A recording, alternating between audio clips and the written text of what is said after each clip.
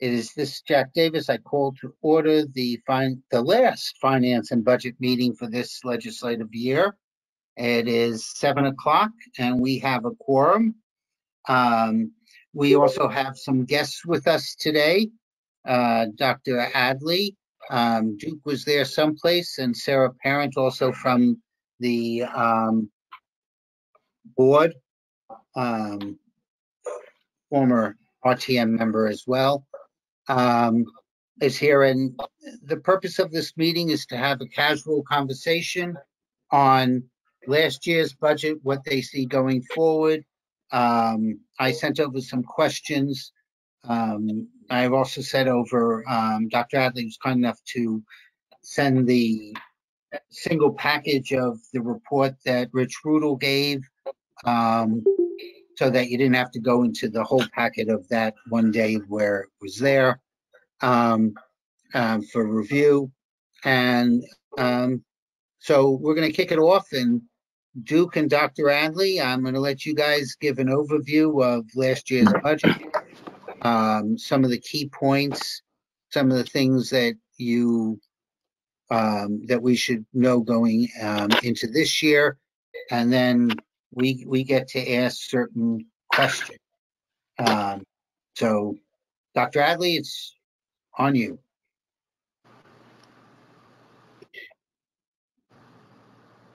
Or Duke, you can kick it off. I don't. Yeah, sure. No, thank you. I'm sure I can only see certain people, and Dr. Adley, I couldn't be in the same place at the same time this evening. So, good evening, everyone. Thank you for having us, Jack. Thank you as always for the invite. It's been a busy opening to the schools, and I think one thing, because it does come up, is just so everyone's under the understanding, while we're in school full time, we are still under a mask mandate, which was extended earlier in the month through the middle of February. While we are in good shape as a town, we're in a good shape from a staff standpoint and from those eligible in terms of our high rate of vaccines. There is a mask mandate that we will follow until at a certain time that changes with the governor's executive order. So just a kind of heads up on that, because it is just it's a conversation, and it's a concern with parents and kids, but that's where we're at on that. Just at a high level, unfortunately, Rich had a family commitment, and as always, I think Alan and I can cover most everything, but if not, we can always do follow up through Jack. We did end the year with a surplus of $1,370,630 to return to the town. Kind of at a high level, 80% of that surplus is attributed to a higher rate of reimbursement for excess cost, salary savings based on the year of in-school and hybrid learning, some contractual savings on non-certified contracts, savings on transportation, legal fees. So those were some of the highlight savings overall. If you look at the COVID expenses, and then you look at the grants and you look at the appropriation, I think an important number, and this was discussed at the Finance Committee meeting, I think John Cini has focused on this number. If you looked at our original budget, you look at the COVID expenses and you look at the grants and the appropriation, at the end of the day, the deficit was a net a little over $400,000. So I think that's a pretty good end to a year in which there was no playbook. We were in school, we were out of school. We were fortunate to get the ESSER grants and work with the Board of Finance on an appropriation toward the end of the year. So that's where we ended last year. I think I'll pause there. I don't know, Dr. Adley, if there's anything you'd like to add, and then maybe we can, in pieces, focus on questions about that before we move to the new year. Dr. Adley, anything you wanted to add there? Sure, Nick. Thank you, Mr. Chairman, and thank you, the members of the RTM FNB.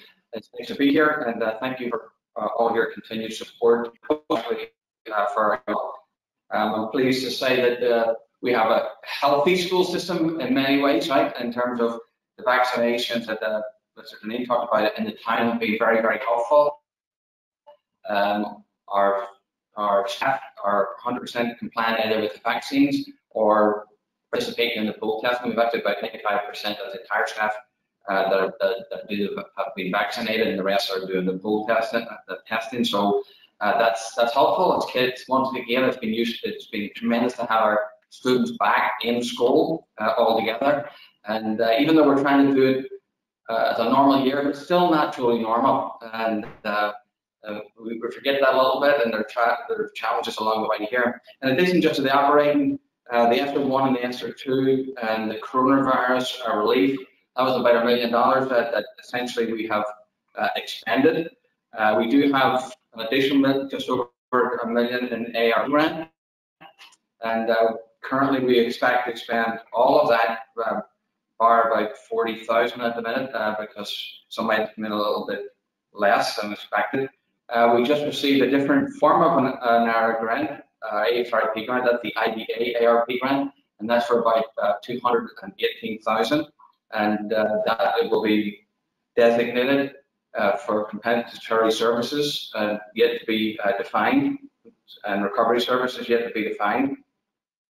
So that's the big picture, the way we left off the year, and with that, I'm happy to open up some questions we received or other ones. I will say this, just about staffing, any staffing in the grant.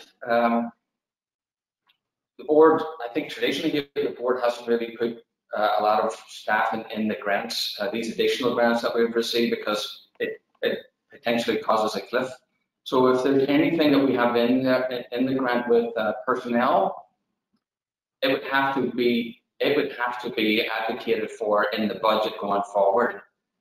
So if there's any of those positions, and there were a couple that are in the grant, there's a high school psychologist, there's a special education teacher, there's 2.5 interventionists. If any of those were to happen next year, I would have to advocate for those in the upcoming budget. So with that, I haven't flagged anything to the board at this point. So, but it's just to note that they just don't automatically roll over, which I think you know. So thank you for asking. I think that was question number 7 on the list that I handed over to you, jokingly. But I do have a question on some of the IDEA grant with compensatory services and the recovery services. As you were well aware of, and I know Rich has mentioned at several board meetings, if we're putting some of those services in there, can we pick and choose which students we're providing those services to from there? Because obviously, if it's somebody who would be in the pool for excess cost reimbursement, but we're paying for it by the grant, those costs wouldn't be able to be passed on to the state. So how do you perceive handling that aspect of it?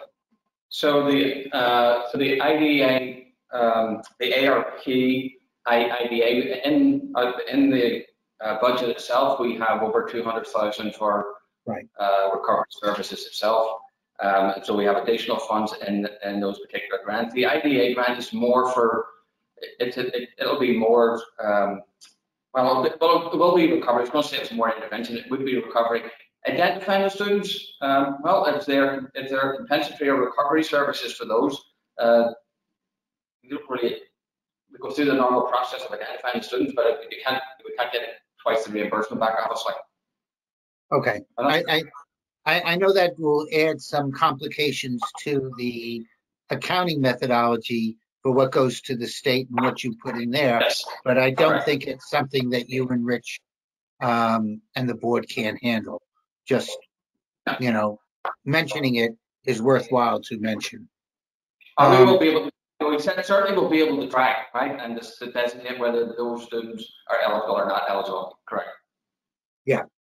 The are there any questions that anyone has on last year's budget that you may want to ask? And again, I'd like to keep this I understand we do have parents here who have children in the school system. But I would like, since we're a finance committee, keep these to basic numbers and the concept of numbers as opposed to asking certain other things there. I do want to say one other thing that if I don't mention now, I think I'll forget to say it. For those who did not listen to last Tuesday's meeting, the opening and the public comment was extremely moving. And as I do have one track, but as soon as I get it, I will be passing it to the committee members. It is a worthwhile listen. The young students who spoke were both courageous and very articulate. And if that's the type of students that we're putting out here that are willing to express themselves, then our school system is doing one heck of a job. But it was a great meeting, that opening. And I'll also give a little bit of kudos. I thought Duke's opening remarks were extremely sensitive and bringing the community together, which is always necessary. So Thank you, Mr. that's just an aside. Thanks, Jack. Appreciate that. Thank you. So any questions for the superintendent and Duke? You know, it's not often we got him here. And this is publicly being recorded, so what they say they may have to stick to. Yeah, I think, Jack, I thank you for all the comments, and our students are incredible, and we'll keep things moving forward. We're listening and we're hearing, and the community's participating, and so I think that's a good thing.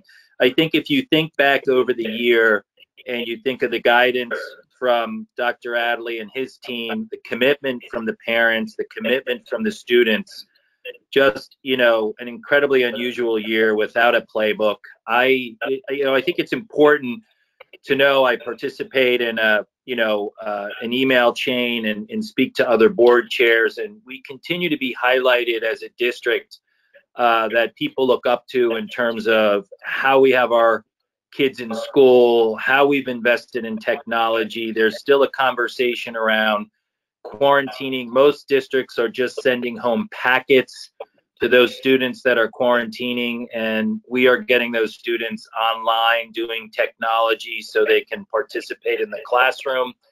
We can only do that with an incredible group of teachers that are committed, to the education and the model that we're trying to do during these challenging times. So I just think that that's important to say. We have so much going for us, but and we'll continue to move it all forward.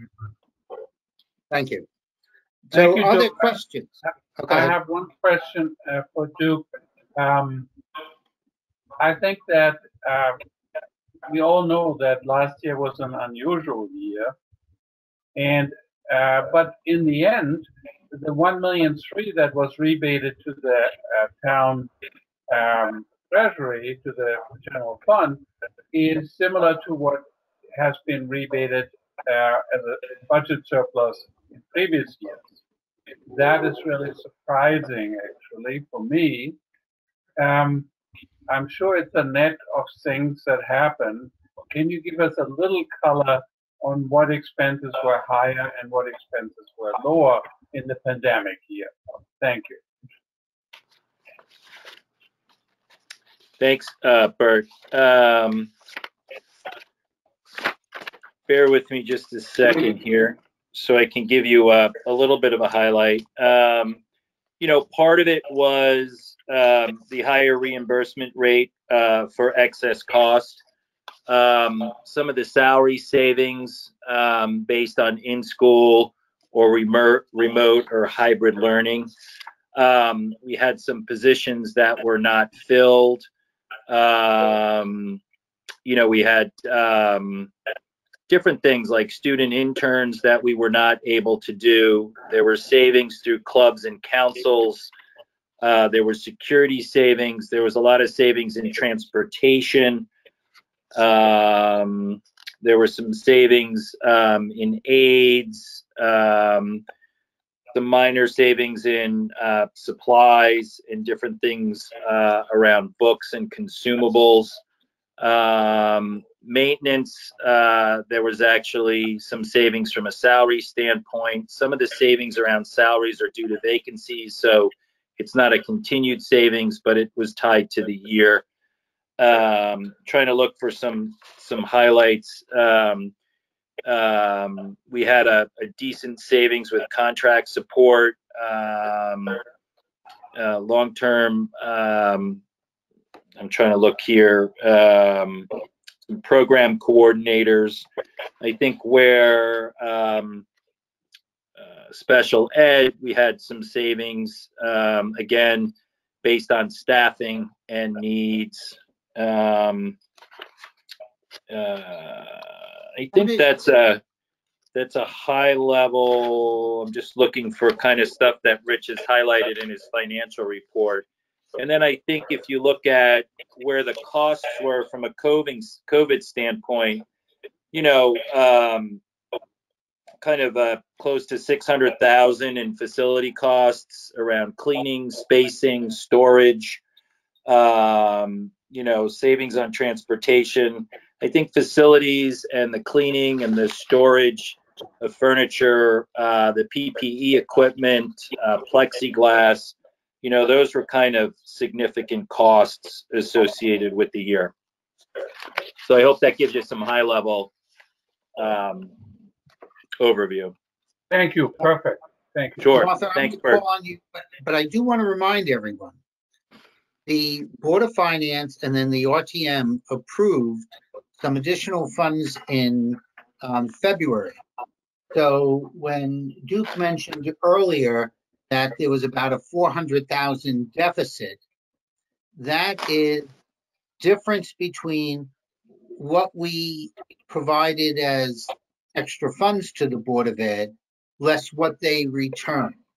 So that's the key to remember.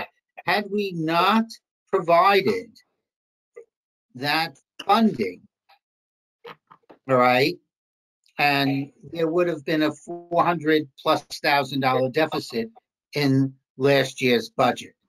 So even after we provided that, I believe it was like 1.872 or something.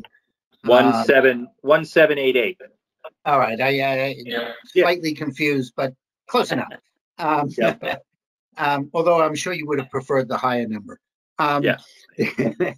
The fact of the matter is that you know, the board continued to look for savings even after they received that money and use the grants appropriately to have the deficit only be 400,000. So, I mean, I want to keep on reminding that the return of 1.3 is partially the give back of the 1.7 or 1.8. So, Martha, you had a question.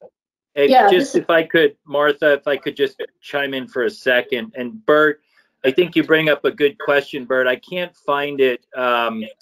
Rich has done a good chart of a trend over the last bunch of years of what the surplus has been. So I'll get that updated so you can see the look back on that. It's good information to have.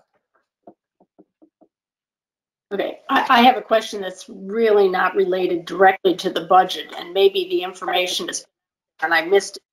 But in reacting to COVID, did you have to alter the ventilation systems in the schools or in any of the schools to make it safer or anything?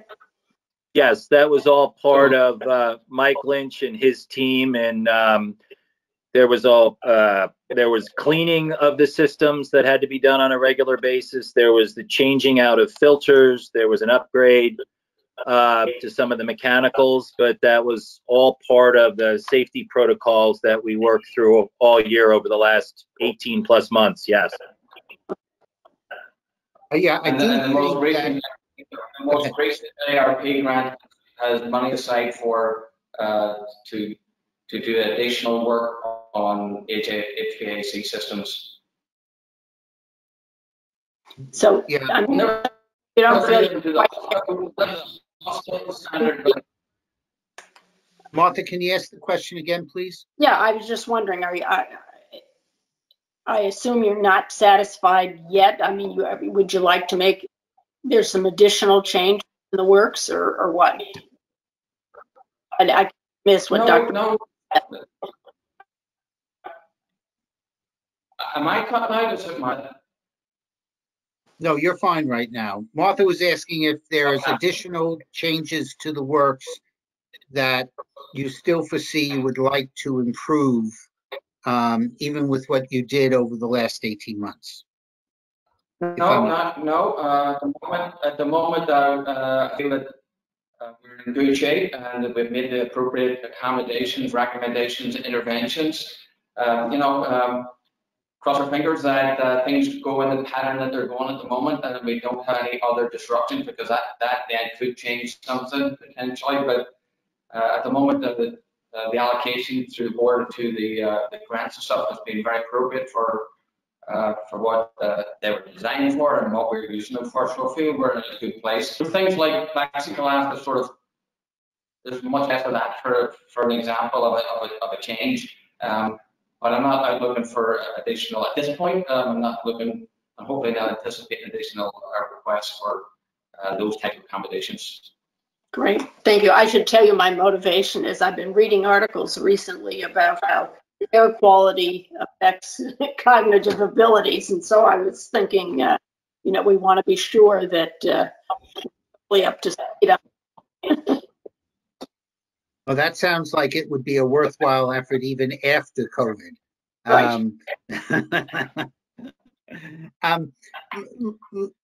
Let me ask a question which I know is far too early to answer. So I gave you your out. Many of us were concerned that compensatory services and remediation would be significant because not all students responded as well as other students might have to remote learning. I know that in certain grades you're doing assessments now, and that I only hear from other parents since mine have all long graduated. What are you seeing, and when do you think you'll have a better handle on when you'll really know what the remediation services are going to be? I know it's far too soon to know it now. So we are administering our fall assessments, and our benchmark assessments and progress monitoring assessments, Ames Web. So that's typically what we do, but that would typically translate into students going into some level of an regular education intervention, which we do have, and we have allocation of that has been supported through the grants through 2.5 interventionists. For students who may be receiving recovery services, they have actually been ongoing throughout the pandemic, and they primarily will occur at the PPT level. So the fall assessment will for the most part inform the interventions at the regular education level, but the compensatory recovery services, the special education department through their staff and work with parents and PPTs, that has been an ongoing process. So it's not separate, but it's certainly distinct. So when you're talking about the first assessments, and being a banker, I always mix up these letters. But you're talking about what used to be referred to as the SRBI type Yes. of. Okay. Yes.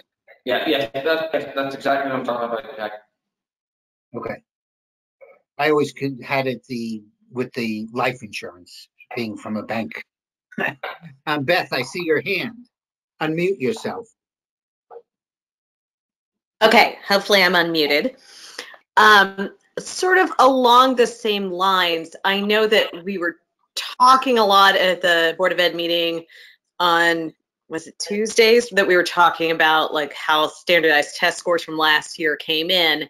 And what I had been thinking about is what isn't really captured is foreign language learners who are taking Spanish or French or Mandarin or whatever. Presumably, if they were hybrid for a good portion of last year, they lost. I mean, I feel like that's one of those things that is sort of lost over Zoom instruction. Is there any method that the foreign language department is going to try and use to get the children speaking more than they have been, since it just was very cumbersome last year?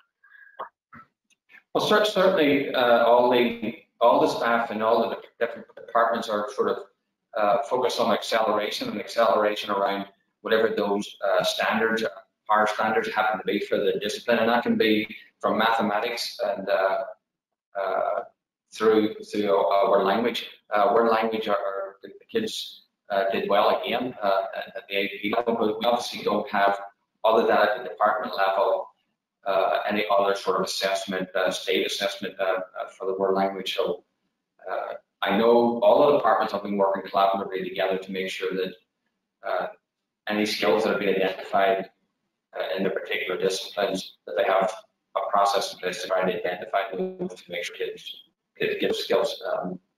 But there's no other assessments, Beth, in terms of state assessments at the earlier grade levels. Iris.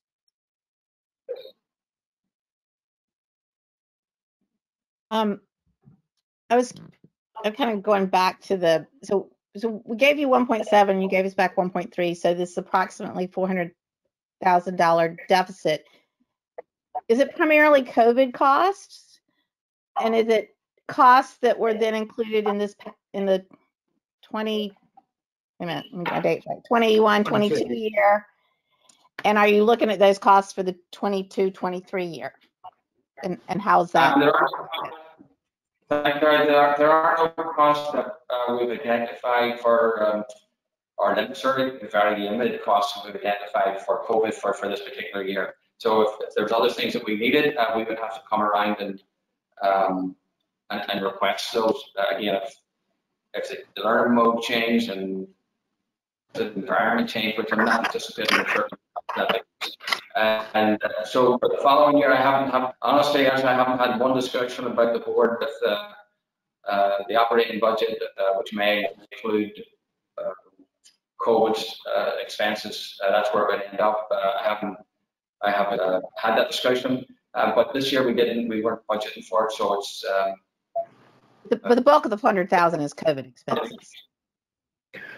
So, Beth, at the end of the day, it's in the package, which we can highlight for everyone. The COVID expenses last year were $2,497,000. Grants were $1,078,000. So the total spending was about 3.5. We did internal transfers where we saw savings of a little over 810,000. And then the appropriation was, as I said, about $1,788,000. So that just gives you a high level in terms of, the question around the expenses. And then, we made a conscious decision through the budget cycle based on what we saw as to the new school year, not to build in any specific COVID expenses. We will look at that, monitor it. Rich has a very good program set up and the RC set up that if we do see COVID expenses, we can talk through them and understand them. And it's still early in the year, but I hope that gives you a little picture in terms of what you're looking for. If I might restate what Iris asked and what you answered. So, I'm not as clear as Jack. Yeah. We'll see if I can just clear it up in my own mind.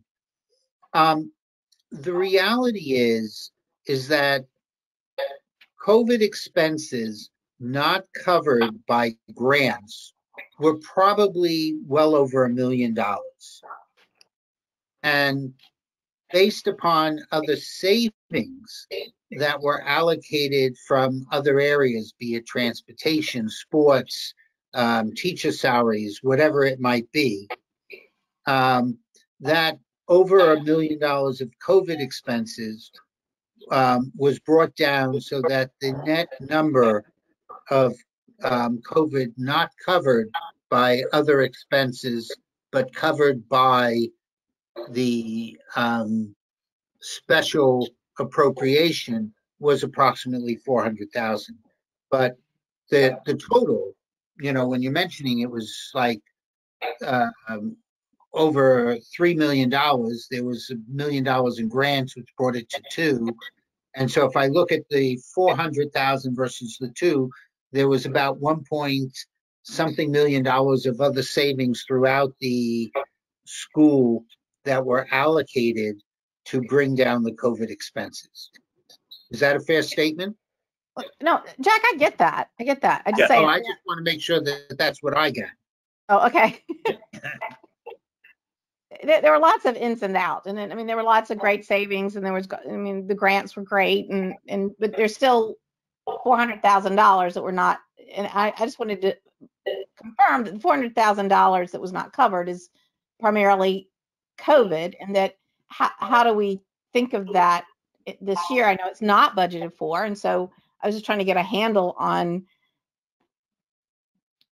you know, how that's going to fall out this year. And you know, it was still money that we had to come up with, and how does that, are there grants out there for next year's? I assume COVID costs might go down because it's a different year. Like, I'm just trying to get a handle on how much we're going to have to come up with this year.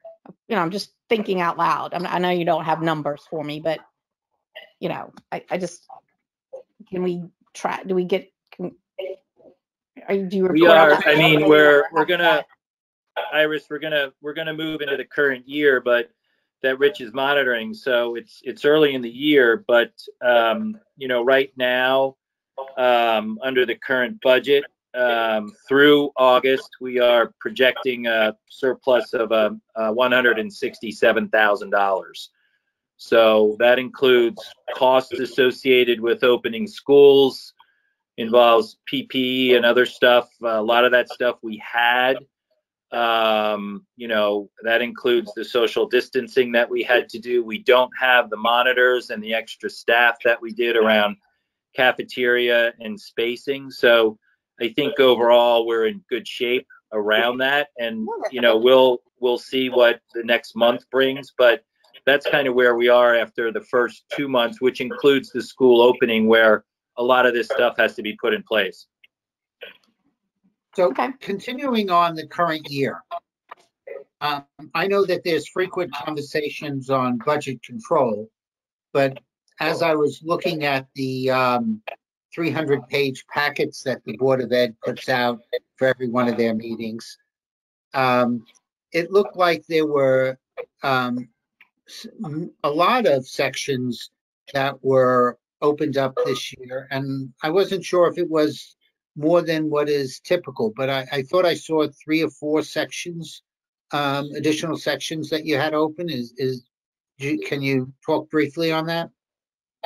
We've go ahead, Doug. Well, we've used 3.4 sections of budget control. 3 of those were tied to breaks in enrollment and classes. You know, Dr. Adley, I don't know if you want to, you know. Yeah, the other point too is down the stretch, we realized that for physical education, trying to go back into regular mode, that with the increases in the class sizes that Duke spoke about, that made us break a point 2, which is really a PE teacher teaching one additional class during the day. And then we had a point 2. You know, as you may know, our DEA president went off to greater and grander things at the state, and then that required Jocelyn. You may remember Jocelyn. Jocelyn was the president. She was in elementary, but the person who got the job was at the high school. The elementary gets a stipend. The high school gets, by contract, a .2 allocation time to do his work. And believe me, he's enough work to do. But there's a .2 there that we didn't know before the budget, because we didn't know that that change was going to happen, and somebody different would be the president. We did not, just so as you're aware, we did not make any changes to the distancing and the number of students in the class. We did not break a class for COVID purposes. You may recall last year we broke classes, broke many classes actually to accommodate that. So we have been doing the 3 feet with the clause if at all possible. And our staff have been tremendous in trying to facilitate that, and while limiting the quarantine. And so we have not broken any of the classes because of COVID. We broke the classes because we broke the board guidelines on enrollment. To follow up on that again, you know, over the years, and I know that we put in a little bit more this year because of the information you had going in on potentially having more enrollment from the past, but having 3 classes or sections break, if we want to say that, is that a little high typically? Or I mean, I recall having 1 or 2. I didn't recall typically having 3 in any given year recently. I think we discussed that at the board table. If you look back, traditionally you've used about 50% of budget control. So usually Right. 2 FTEs, not always for a full teacher. We've had to do it for a para, you know, an aide, different things like that. But again, we netted out with 51 new students, and you know, 44 of them. Clearly the word is out in terms of where people want to move to in town, but 44 of those students are at Ox Ridge. Oh, go figure. Yeah. Have a new school and they will come. Well, if the school is as good as that baseball game between the Yankees and Chicago, we're doing fine. I do want to go back to something else, and a number of years ago, we moved to we moved the chairs to be administrative, so that there was a better line between the middle school and the high school on subject matters. At the same time, in the contract, I do believe that we were increasing the number of sessions the middle school teachers would be instructing to bring them more in line with what was going on in the high school. How's that progressing? And you know, on that level. For me, Jack, it's a well, yes, it is progressing, and yes, we have actually done both of those things that you've described. And the department chairs who do 6 through 12, we have a couple here are K through 12, but apparently 6 through 12. They're actually critical to the work, and I don't know now more needed now in the discussion about curriculum, but they serve absolutely critical role. I'll pay a very big compliment to those who have gone before me, and for boarders who before me and so on, for putting that structure, because that is absolutely, I know sometimes it comes up as a discussion, but I'll tell you, for instructional purposes or otherwise, it's a real role. Well, I know that, or you may not know, but I was a big supporter of that, if nothing else, because having a peer tell you what you possibly should be doing is not as effective as having an administrator making that same suggestion, and at least having consistent learning and a consistent curriculum movement from middle school to high school, which is always a challenging time for our students and parents. Well, that being said, it's a similar benefit that we have from the assistant principals of professional education. It's working something similar, and that's being well received. Again, thank the RTM for the support of those positions through the budget process. Good, because that was my next question. So you're a step ahead.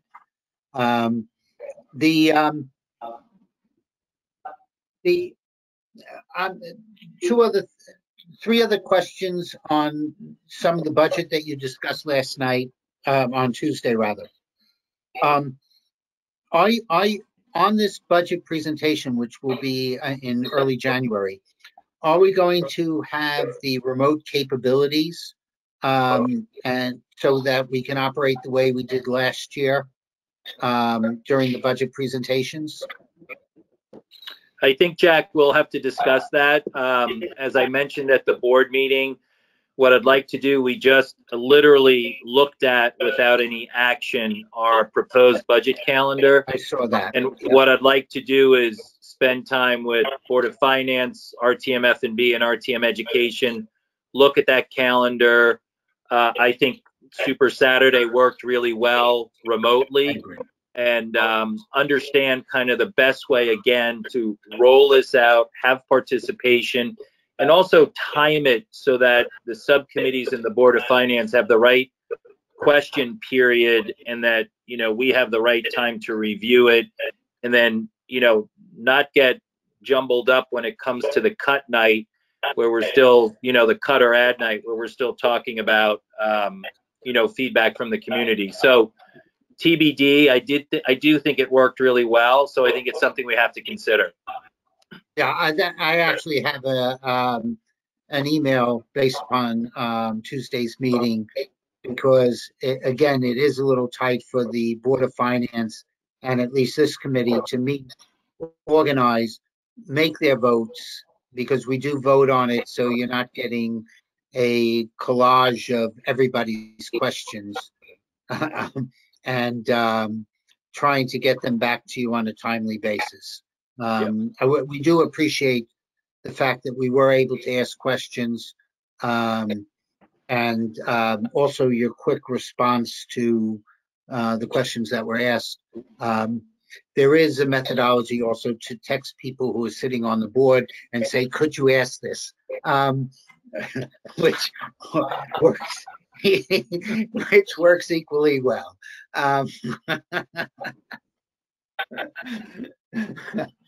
So if there's no other questions here, I'd like to move to the three building committees, which I've nicknamed the Three Musketeers, all for one and one for all, by putting the three in a single building committee. And I'm glad that the RTM approved all three as well as the other one, so that that tick mark is done for when they're ready to go to the state. Have the ed specs been completed for the three schools? They were completed back in the late spring, early summer. Early summer, right? That's what I thought. Yep. So now it's they have to be, Jack. They have to be part of the approval process as it goes through the first selectman and the RTM. So yeah, they've been done for quite a while. I thought that was completed, you know, during the summertime. So I just want to make sure that everybody, that we're on the same place. How are we on staffing those building committees? You know, on getting the team together. Al and I were supposed to have a meeting this afternoon that got delayed. I have met with Sarah Newman, who is the representative from the Board of Selectmen. She's the Kip Coons for this renovation project, whereas he's for Ox Ridge. I will name a Board of Ed person shortly. I think we're looking to see right now. I met with some folks this morning who, from the existing building committee, may not want to be on the new building committee, but we have some expertise around certain things that we may want to see if those folks can help us out. Stuff around contracts and engineering and different things like that. So we've learned a lot, and it's been a well-run building committee. I also met this week with CDSP, and they're organizing the names for parent participation in those building committees. You know, Sarah and I, and we've met with Kip Coons and kind of gone over the the good, the bad, and the ugly of what we've learned from Ox Ridge. We'll organize a book, much like Jamie, the first selectman's office, did around Ox Ridge. I think it'll be a pretty similar timeline. We should kick it off later this fall. We should be at the RTM with a dollar request, because we will be working with the June 30th cutoff to get all this submitted to be part of the grant process on these renovations. So that's kind of at a high level. And if you all remember, Kip and I came to the full RTM and presented the $63 million that we got through working at a high level with the architects that we were working through. We've got some good numbers, I think, based on what Northeast Collaborative has done, but I think it would be prudent as we start the process, to get some more estimates, so we can organize our thoughts around the dollar amount. It's unfortunate we go to the RTM with kind of high level, but at least we've started the process, and it's proved effective. Ox Ridge is on schedule and well within budget.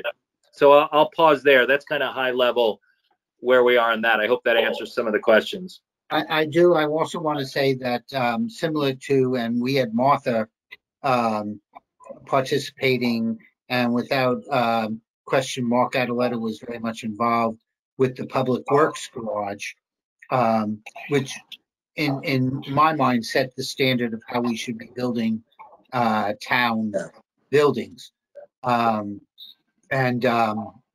major developments.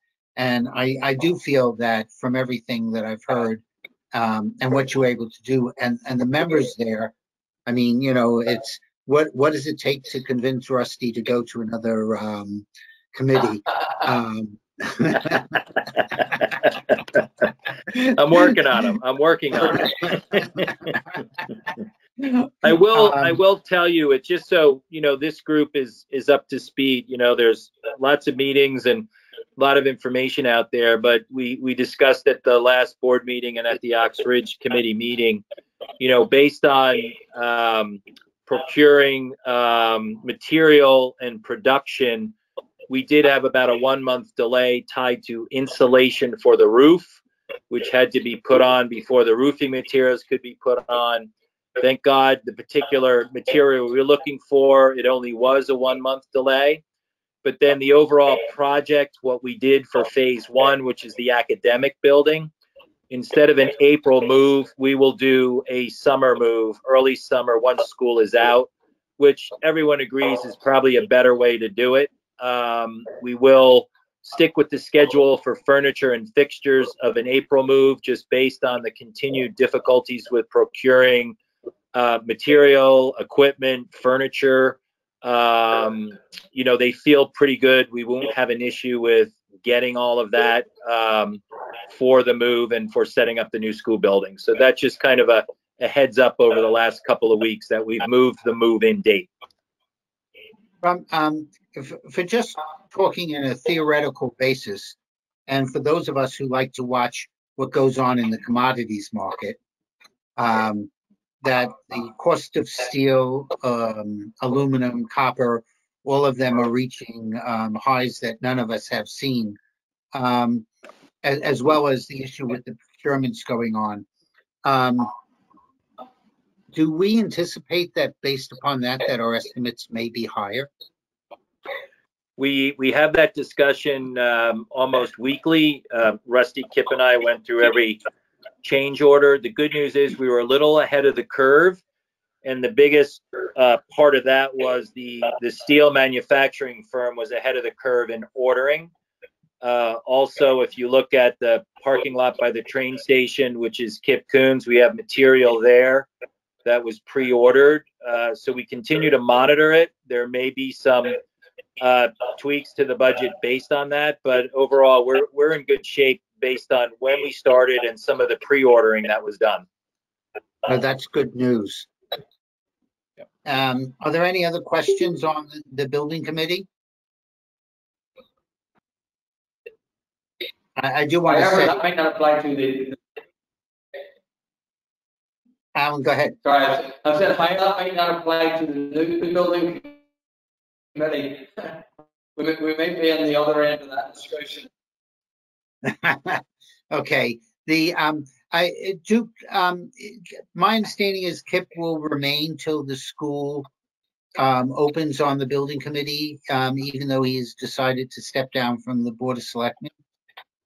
Yes, we would not have it any other way, and I've detached a homing device on his car, so he really can't leave town. I was actually thinking on his ankle, but that is basically the same. Yeah, It's no, the same the concept. crew is intact until we open the doors, not just on phase one, but the whole school, including the gymnasium and the cafeteria wing. Yeah. I do want to say that personally, I was very impressed with the fact that you have architects and other things like that as members of that building committee that I think bring some innate expertise, even though they may be parents or citizens, which I think has truly helped in trying to emulate that same thing, even though I know and Martha can and Mark can both talk about Public Works, how draining being on one of those things are. That trying to keep some of those people, at least if not their expertise, but having them re-up would be a wonderful situation for the town.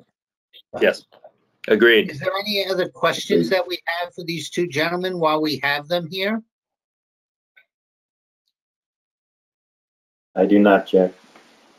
Hey, Jack, the one thing, it's a good question here in terms of capital initiatives, going out. I just want to make sure everyone understands, because it's come up, and I think it's an important, as part of working through the renovations of these three elementary schools, Mike Lynch and the administration did a great job of looking at the larger capital projects that were part of these buildings going out.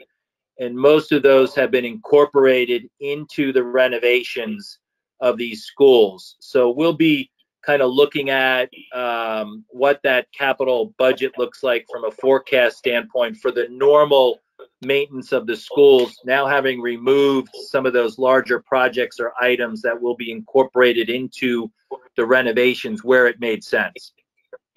So that was a follow-up. I'm glad that you reminded me, because that was on the list. In the past, in November, Mike presents to the board the 5-year capital plan, and you start your conversations on those, which I think is really great.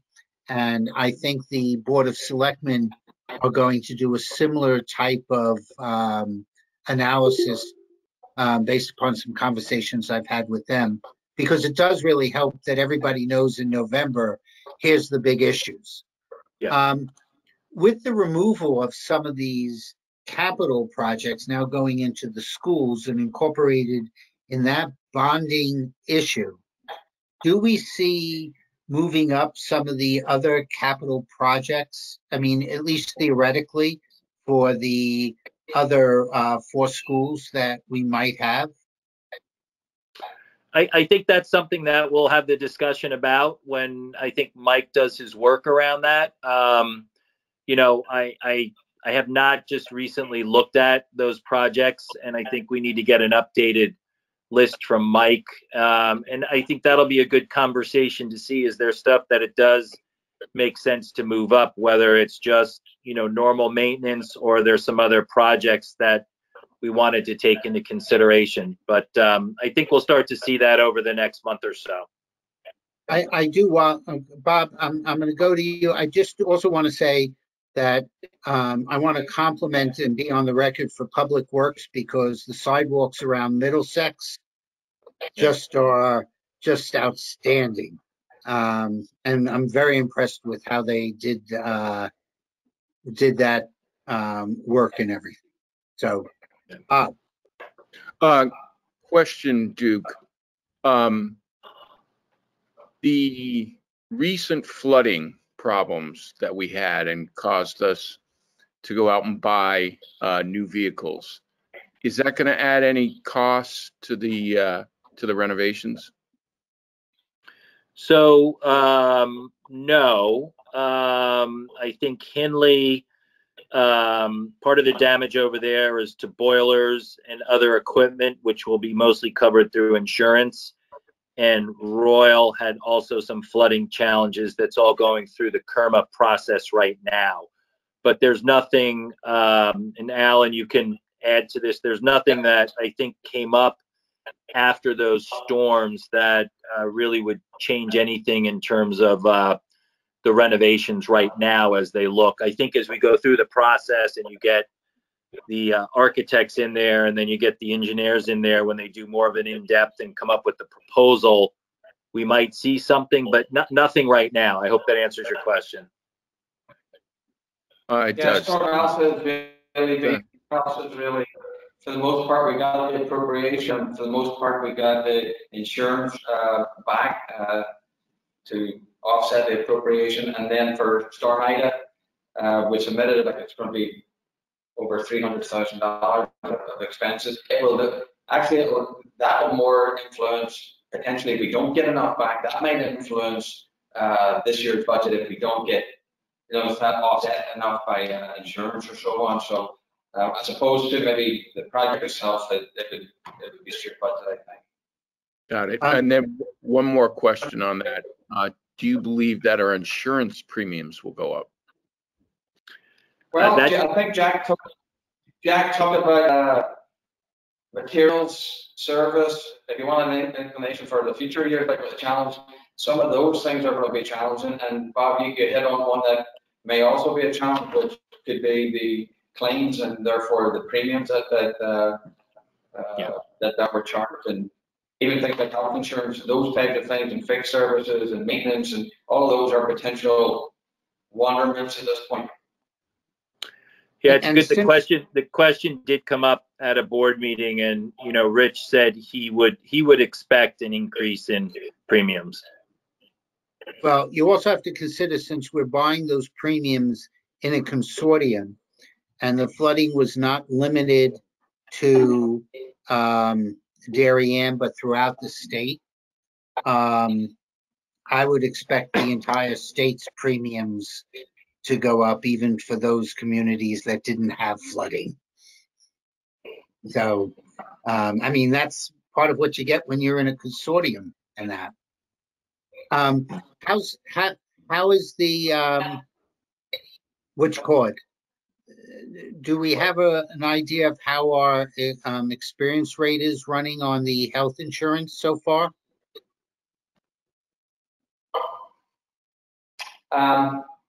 Challenging. Let me leave it at that. Okay, good enough. I'll leave it at that without going into detail. We don't want to violate anybody's HEPA here. Are there any other questions while we have these people here? Hopefully that we found this to be informative in that. If everybody's done with without any more questions, I have only one thing on the agenda that we need to. I did want to add something. If you look at the Board of Selectmen meeting for the 19th, the Board of Selectmen, if you recall, and I explained this, even though we voted to approve the replacement of the vehicles and said that it would be fine if they used the capital reserve, or if it ended up needing general funds for the 3 vehicles for $140-something thousand, 47. There was some insurance reimbursement of approximately $82,000. The Board of Selectmen is approving their approach to take that and move it to the capital reserve at their Monday meeting. I then believe it will be approved at the next Board of Finance meeting, which is, I believe, the following week. We don't really do business again until sometime in January, but that will be coming to our committee. And And we'll be the only committee reporting on that because it's moving it from the general fund to the capital reserve to replenish the funds. So just be aware that that's there. The initial write-up is in the Board of Selectmen packet that's meeting on, I believe, Monday. So, Jack, that's a fascinating subject, but maybe we should ask Duke and Dr. Adley if they want to leave. Because well, they that's did what have I'm a long going to week. do. I Okay. think that with Duke and Dr. Adley, this is our last legislative meeting. Had it not been for COVID, we would invite you for drinks. Since we're not getting together, please, when you get home, enjoy a drink. Thank you. Whatever it is. Both of you, thank you so much for participating on this. Jack, thank you, and everyone on the call, thank you very much for the conversation, the questions, and the support. Thank you. Thank you so much. Thank you for visiting us. Thanks. Good night. Thank you. Okay, so we have one thing on our agenda, and that is to vote on the last minutes that I distributed. Do I have a motion to approve the minutes of sometime in September? I believe it was the 18th or something like that. Can I have a motion to move it? I see Jenny's moving. Do I have a second? I'll take Bob for the second. Iris, you were a split second late. Do I have any no votes? Hearing and seeing none, even though we have some mutes. We will assume that this passes unanimously. So with that, the minutes are approved. Iris, do you wish to move the adjourning of the meeting? Sure. Okay, so the Iris moves it. Do we have a second? Barry is our second.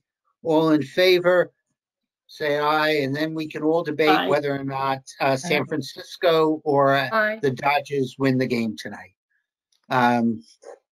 With that, I want to thank everyone for their service for this year and look forward to seeing all of you back. Lisa had a business, and Stacy is celebrating her son's 9th birthday, so she couldn't be here. I'd mentioned his name, but I don't have approval to do that. He's a cute kid. But to all of you, have fun, go out and vote. And hopefully I see you all when we reorganize our meeting back in November.